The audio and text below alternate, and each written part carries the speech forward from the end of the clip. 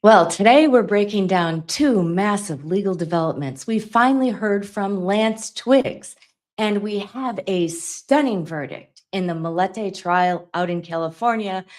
And we are actually going to be hearing from a juror. But first, we are going to head to Provo, Utah for the preliminary hearing for Tyler Robinson. And as most of you know, he's the 23-year-old accused of assassinating conservative activist Charlie Kirk. And we have a confession, and it was officially entered into the record. And then after that, we'll talk about the verdict in the Larry Millete trial. I was actually surprised by it. It's a circumstantial case, no body, no crime scene, no weapon. What did the jurors decide and why? Well, welcome to Lunchtime Law. I'm Margaret McLean, a former prosecutor, civil trial attorney, and law professor. And this is where we translate what's actually happening inside the courtroom. So please subscribe, press the like button, and turn your notifications on. I will be here every day at noon, weekdays, okay? But check it out. I also have other videos on my channel, and sometimes I will go on with awesome guests in the evening. So here are my key takeaways for today's Lunchtime Law. So yesterday, it was day 4 in the the Tyler Robinson hearing, the Charlie Kirk case, but it was entirely dominated by one person who wasn't even physically in the courtroom. It was Lance Twiggs. Who's he? He's Tyler Robinson's former roommate and romantic partner. Because of the intense legal maneuvering, Twiggs was granted use immunity by investigators, and his explosive April 20th interview with prosecutors was played in court via a redacted, and I'm talking highly redacted, video. So what does use immunity mean? It means these statements that he made to investigators cannot be used against him. So that means he doesn't have full immunity, just immunity as to these statements as far as him being prosecuted. So Lance Twiggs was in the process of transitioning from male to female, and Robinson believed Kirk was spreading hate, especially when it came to his views on gay people and transgender people. And I wonder, did he commit this horrible crime because he loved Lance so much? We will learn more about motive, right? And I think there's a lot of motive here. Prosecutors are seeking the death penalty.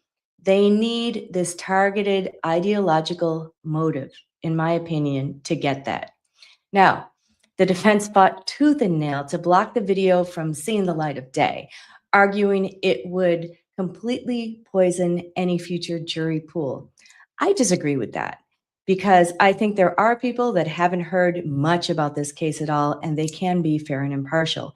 Judge Graff let this redacted video in, like I said, highly redacted. And what we heard on that video was very interesting.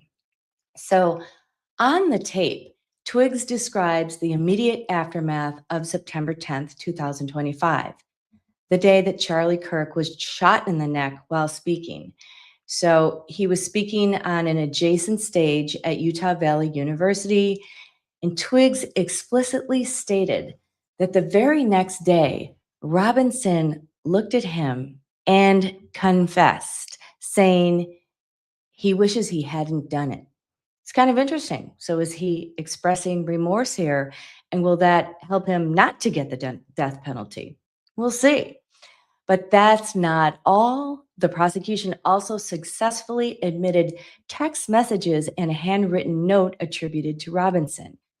When you layer this over the physical evidence from earlier in the week, like the FBI forensic testing matching Robinson's DNA to the bolt-action rifle hidden in the woods, the state's case looks incredibly formidable. They're going to get by this probable cause hearing, and I think there's enough evidence to prove guilt beyond a reasonable doubt ultimately before a jury. So the handwritten note and text messages presented by prosecutors during day 4 contain direct, explicit confessions from Tyler Robinson to his roommate. Lance Twiggs.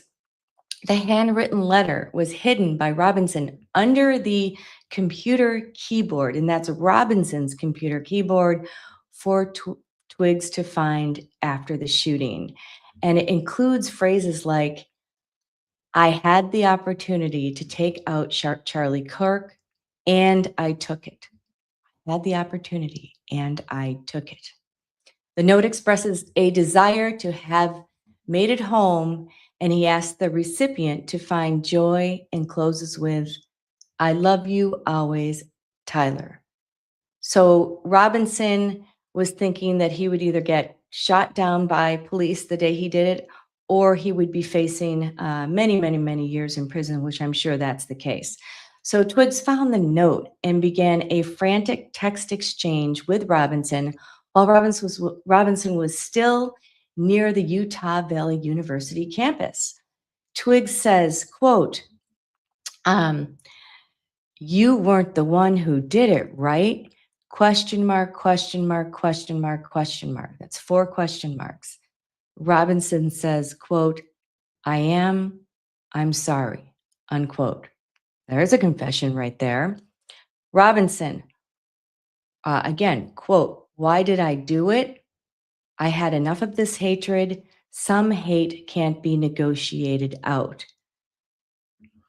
There it is right there, a confession. Why did I do it? I had enough of this hatred. So additional texts showed Robinson discussing hiding the bolt-action rifle in the woods where they found it. He mentioned the difficulty of moving quietly due to noise and expressed concern about a sniffer dog finding the weapon. He also urged Twiggs to delete their entire chat history. So the following day, Robinson texted Twiggs about his decision to turn himself in to a neighbor who was a sheriff's deputy. And we have information on that. He was with his parents and a pastor, and he did ultimately turn himself in. So prosecutors also introduced logs showing Robinson asked about using a Dremel tool, and I actually have a Dremel tool. Mine's not working right now.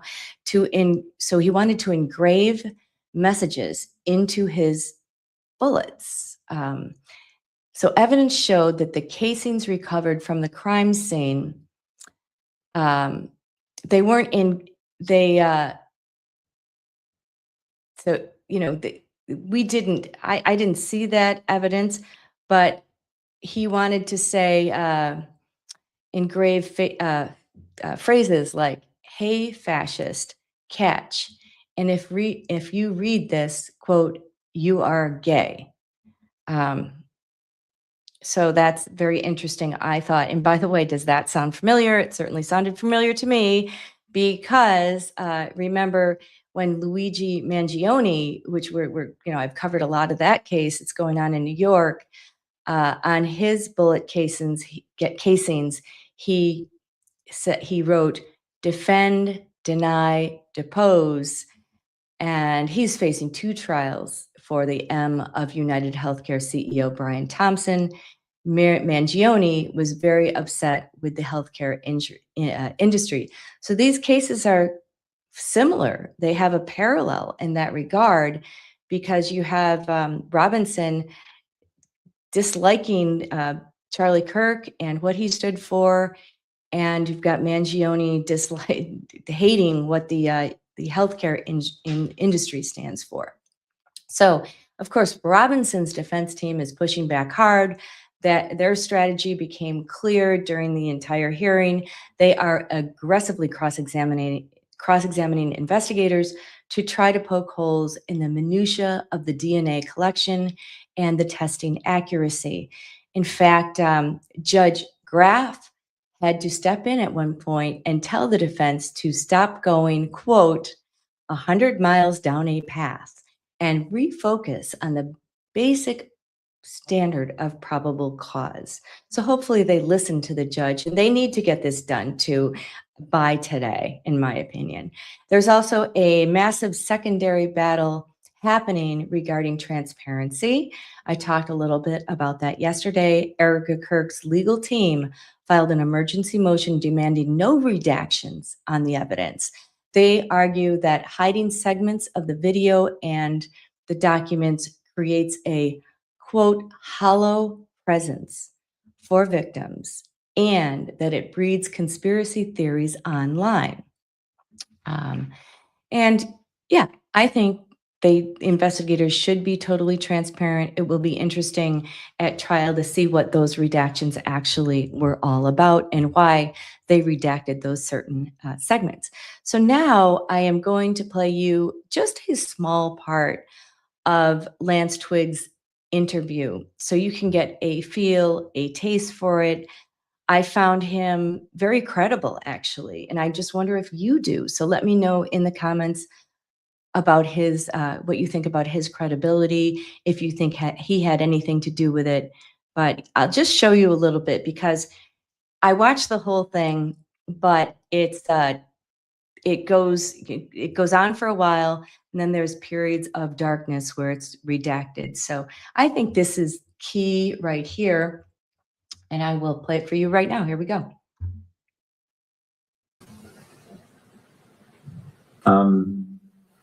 And did he talk about what he had done? Didn't go into detail. I just asked him in person if what he said was true the night before, and he said it was. I started crying a little bit and said he wishes he hadn't done it, and then kept going around and just doing stuff, I think, to keep himself busy or distracted or something. Okay. Did he talk about what he was going to do next?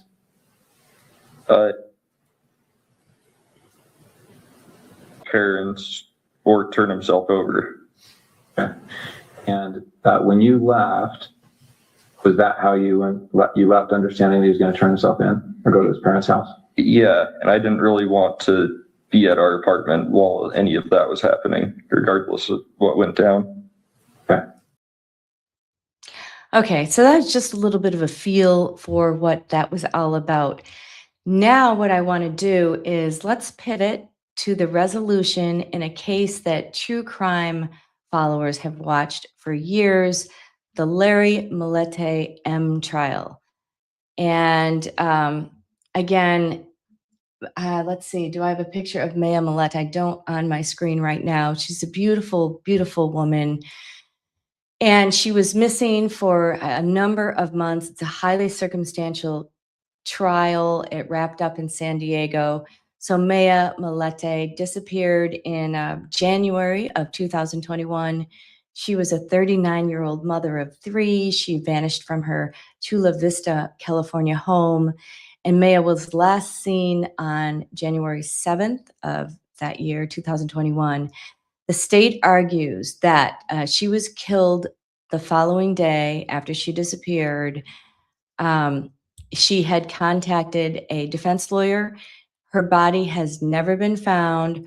Her husband, Larry, wasn't charged with her murder until October of 2021, and that was almost 10 days later. So here's the drum roll. With all the circumstantial evidence and the fact that the jury they had 4 different options as to what to find him. You know, you had everything from first degree down to voluntary manslaughter. So I was very curious what they would do as far as this case is concerned. So, drum roll, Larry Millete was officially found guilty. That's right, guilty of first degree M for the death of Maya. What makes this case a landmark victory for the prosecution? I think, again, Maya's body has never been found. No murder weapon, no crime scene. Following the verdict, the jurors finally broke their silence, speaking to local media about how they arrived at a unanimous decision so quickly. They deliberated for just 5 hours before casting a single anonymous paper ballot. And it was a clean sweep for a guilty verdict. And I'm going to play you a little bit of what the jurors said in a minute, but basically, some of the other jurors said it was a massive puzzle where every single piece locked together perfectly. So, if you think a case is a circumstantial case is tough to prove, this prosecutor did a great job proving this case to the jury. Oh, let me look at my comments here.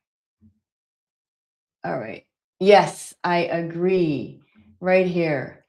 Really glad that Larry was found guilty, and it is so sad for her children and the family. So I'm glad too. I'm glad there's finally a resolution to the case. I was just nervous because it was so circumstantial. And here we go, another one. Thank you, Julia. Lisa Stabik has been missing, no body found, from Plainfield, Illinois since 2007. Husband sent the kids to go buy candy and they never saw the mother. Or Lisa again. Craig and Lisa were separated. Wow. Okay, I've got to look that case. I don't know anything about that case, but I will look at that case over the weekend and maybe talk about that one on Monday, because I find these circumstantial cases, no body, so tough to prove. But boy, with modern forensic science, DNA, and just putting those puzzle pieces together, I think that these modern day jurors are saying, you know what? Let's put it, we understand what a circumstantial case is all about. Thank you for that comment. So I thought just a little bit more on what they found. So as we recall from yesterday, the spellcaster stuff was very interesting. And one of the jurors talked about that, and I'll play that in a minute. So Larry Millete was obsessively spending money on online occult spellcasters to force Maya to stay with him. Jurors noted that the frantic pitch of his requests escalated up to the day she vanished, right? And then guess what? After she vanished, he didn't consult the spellcasters anymore. He didn't need them. He's really going to need those spellcasters now in prison, though. He's going to have to ask them to protect him from a really tough time in prison. But you know what? It's a little too late for that, Larry, isn't it? So what about the disappearance timeline? On the day after Maya went missing, Larry went completely off the grid, turning his phone off for 12 hours. And I think the jury really thought about that. So once Maya was gone, Larry never looked for her. Instead, his spellcaster request shifted from targeting the man he suspected Maya was having an affair with. So for a bit, he's like, okay, I got rid of her. Now I'm going to get rid of him as well. So he's just crazy. And one of the things too is, if you commit this kind of crime, right, and you don't want to get caught, at least try to look for her. And so, I don't know. I am so glad the jury made the right decision in this case. What about the hemlock vial?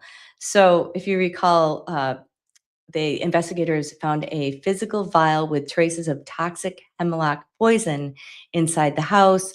When reporters asked the jury if they hesitated because there was no body, juror number 3 gave a chilling answer, quote, "There is a body. She's here on planet Earth.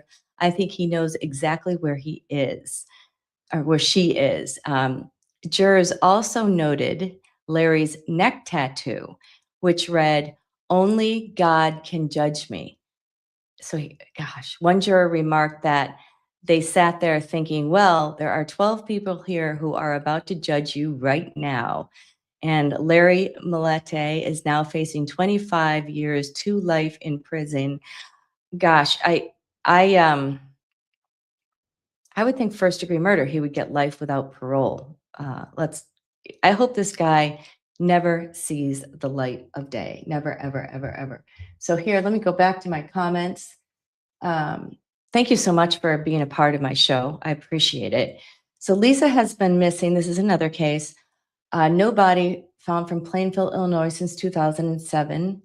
So husband sent the kids to go buy candy. They never saw the mother, Lisa, ever again. Craig and Lisa were separated. And look up the case. It happened around the same time as, Stacy Peterson. Craig I don't know how you pronounce it. Stabeck has never been charged. Oh, and thank you. And thank you, Julia. I appreciate it. I really do. I do appreciate you. I am looking that case up. So I also have a clip that I am playing from, so we can listen to the jurors. And I like this juror number 3. So I'm going to play it right now. Let's see. Add to stage.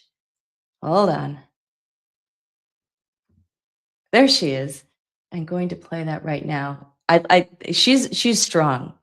You can tell. And I'm glad she was a juror on this case. It's been very heavy, very exhausting. Talk me through jury deliberations. What was it like, deciding with your fellow jurors on this verdict today?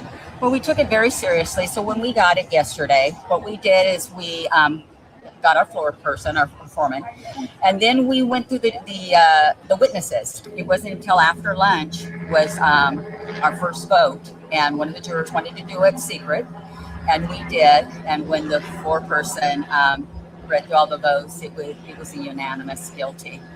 And then the one question in the first degree was reading. One juror wanted to read the judge's notes to make sure, so she could sleep at night, that indeed it was. And we all waited until she felt that she could. It was a she. And so, but we had all agreed, I think, yesterday that he was guilty. But all 12 of us, what we found out in the jury room, everybody paid attention to every word. People didn't daydream. People didn't take it lightly. All right, let me stop. It's been very heavy. Very. All right, so that is, yeah. I don't know why there's a noise in the background now. I thought I stopped that. Hold on. I'm going to get rid of this altogether. There we go. There's me. And, I wish we could have seen that case, the trial on TV, because, we're getting bits and pieces from the reporters, but I would have liked to have analyzed this one, especially when we got a first-degree M verdict out of that. I'd like to see how the prosecutor really put together all that circumstantial evidence. So that's too bad. Again, it would be nice to have transparency and have cameras in the courtroom. And again, so we could see what's really happening here. But anyway, that's all I got for today, Friday. I will look at that new case, Julia, over the weekend, and I will talk about it on Monday. On Monday, I'll probably talk more about what happened with Charlie Kirk, and we'll see, maybe even the latest in Karen Reed, but something good, and come up with ideas, because doing a lunchtime show, it's very, it's you have to come up with content every day, but I also need to come up with content that people are really interested in, and that, so let me know what you're thinking of. Thank the jurors for doing a great, you know what? Yeah, absolutely. You're right, Julia. If any of the jurors are tuning in or will be tuning in to my show in the future, thank you for your time. It was a long time that you deliberated, or not that just deliberated, that you watched this trial. I mean, there was months, the long time, weeks and weeks out of your time that you could have been spending with your families. It's a lot. I actually served on a jury, believe it or not. I'm a lawyer, and they picked me for a civil federal trial. So that was interesting. But we spent about, I think, 5 days, and I can't imagine spending weeks and weeks on one trial. It's exhausting because you're really trying to concentrate and listen to witnesses, examine evidence. So thank you so much for your service. And for all of you out there that try to get out of jury duty, don't do it unless you just really have to, unless you really have to work, or it's a time for you to reflect and think about justice and the legal system, and actually try to make it better. So that's part of the reason why I'm doing the show, because I want you to understand the legal process And maybe if you are jurors someday, you will really do a knock-up job. And let's see, totally agree, Margaret. Yes, yes, we are in agreement. Anyway, everybody, especially you, Julia, have a wonderful